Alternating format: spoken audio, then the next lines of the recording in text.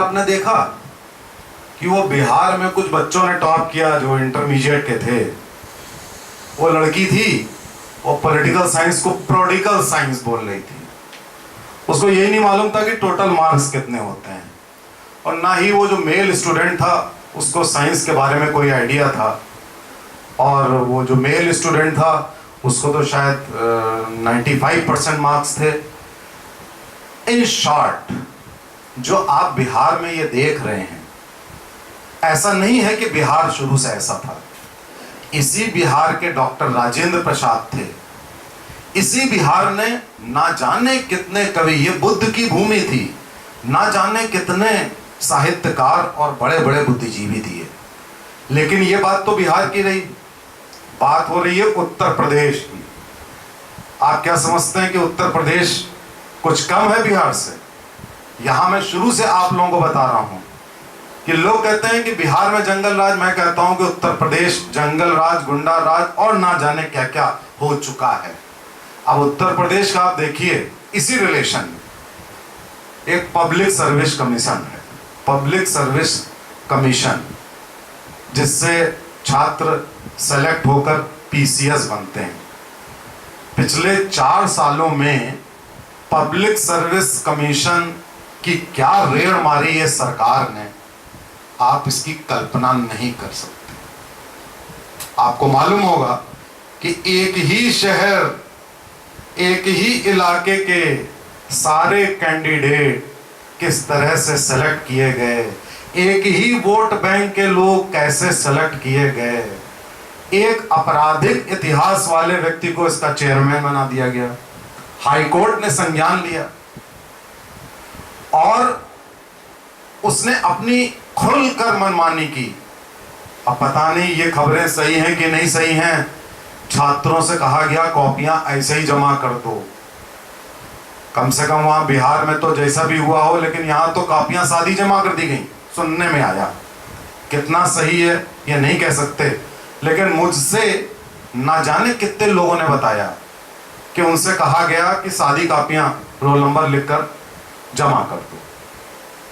और एक particular vote bank के सैकड़ों छात्र, जो मैनपुरी, इटावा, उसके आसपास के जितने लोगों को भर दिया गया बुरी तरह। ऐसा जानबूझ के किया जाता है, इसलिए कि अगर महत्वपूर्ण पदों पर अपने वोट बैंक वालों को रख दोगे तो हमेशा के लिए आपकी सरकार सुनिश्चित हो गई, फेवर मिलेगा आपको। और जो नए नए लोग हैं वो भी सोचेंगे कि अगर ये सरकार आ गई तो हम भी ऐसा करेंगे। तो कहीं ना कहीं ऐसा होता है, जैसा राजा होता है वैसी ही प्रजा बन जाती है, और धीरे धीरे प्रजा की इतनी आदत खराब हो जाती है कि वो चाहती है ऐसे ही राजा आ जाए, लाइफ कंफर्टेबल हो जाए। और साथियों, जिस प्रदेश में, जिस देश में 2 विभाग अगर गड़बड़ हो गए तो समझो वो देश और प्रदेश नष्ट हो गया। ये 2 विभाग हैं, एक शिक्षा और दूसरा स्वास्थ्य। और हमारे उत्तर प्रदेश में तो माशाअल्लाह ये जो शिक्षा और स्वास्थ्य, ये सिर्फ खाने पीने के विभाग बनकर रह गए हैं। पब्लिक सर्विस कमीशन का जो हाल है वो आपको बता दिया। इंजीनियरिंग कॉलेजेस किस तरीके से प्रोलिफरेट हो रहे हैं, किसी पान वाले के, किसी मोरंग सीमेंट वाले के, सबके इंजीनियरिंग कॉलेजेस हैं। मेडिकल कॉलेजेस प्राइवेट में बन रहे हैं। इसका क्या स्टैंडर्ड है बताने की आवश्यकता नहीं। क्यों? क्योंकि एक परिवार है, उसके दर्जनों लोग मिलकर पूरे उत्तर प्रदेश को अपनी गिरफ्त में लिए। यहां से प्रतिभा पलायन हो रहा है, मिडिल क्लास भाग रहा है, यहां किसी की कोई वैल्यू नहीं है। अगर आप विद्वान हैं, डॉक्टर हैं, साहित्यकार हैं, वैज्ञानिक हैं, तो उत्तर प्रदेश में आपकी कोई जगह नहीं है। उत्तर प्रदेश भूल जाइए कि उत्तर प्रदेश में आप रह सकते हैं। आप अगर सड़क पर निकल रहे हैं तो कीड़े मकोड़ों की तरह आपको किनारे कर दिया जाएगा। आप बंदूक लेकर माफियाओं की तरह निकलिए, वो हाल हो चुका है। और सबसे बड़ी बात है कि हमारे मीडिया में भी बिहार की बात की जाती है, उत्तर प्रदेश से मीडिया भी डर जाता है। बड़े बड़े नेता डर जाते हैं। क्यों? बड़ा स्टेट है, बहुत ज्यादा बदनामी करोगे तो सबका काम उत्तर प्रदेश में पड़ता है।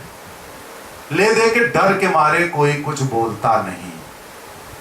आज मैं आप लोगों के सामने ये बात कह रहा हूं, लेकिन यकीन मानिए अभी 10 लोग आ जाएं, हमारी आपकी क्या हालत करेंगे बताने की जरूरत नहीं है।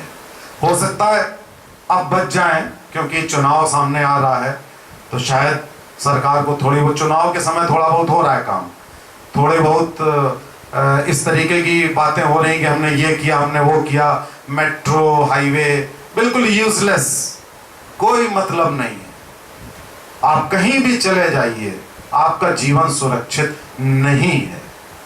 और ये इसलिए होता है क्योंकि शिक्षा एलिमेंट्री स्टेज से लेकर बिल्कुल हाईएस्ट लेवल तक ज़ीरो हो चुकी है। हम लोगों के ज़माने में उत्तर प्रदेश में जितने मेडिकल कॉलेजेस होते थे वो एक इंटरनेशनल लेवल के होते थे। आज उन मेडिकल कॉलेजेस का ये हाल है कि वहाँ पे जो जूनियर डॉक्टर्स हैं वो आपको मालूम है क्लास 4 से भी बुरे हालातों में रह रहे हैं, बहुत बुरे हालातों में। मैं गया और मैंने देखा, बड़ा आश्चर्य हुआ, बड़ा अफसोस हुआ। अगर आप ये बात कह देंगे तो कोई सुनेगा नहीं। उल्टा किया था अभी कुछ दिनों पहले, इसी सरकार ने पुलिस के साथ मिलकर जूनियर डॉक्टरों को पीटा था, मारा था घुस घुस के। तो जब इस तरह की अंधेर नगरी और चौपट राजा होगा तो साथियों आप जाग जाइए।